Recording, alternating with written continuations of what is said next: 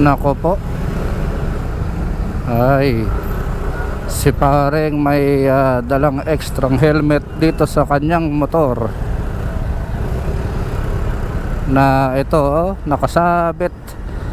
So mga pare, tip lang sa mga ganito mga kapwa nating rider, no, na may bit-bit na extra helmet. Ayan, may box siya na sigurado may laman to mga pare, no, kaya hindi niya nilagay doon.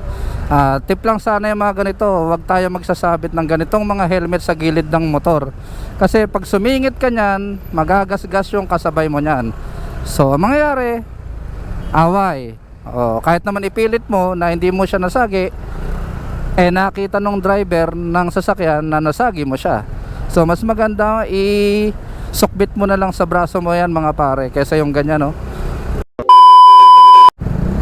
Yan, no, mga pare.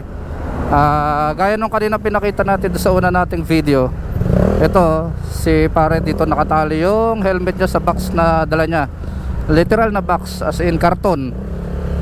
May panali siguro siya mga pare, kaya dyan niya itinali. So mas safe talaga yung ganito.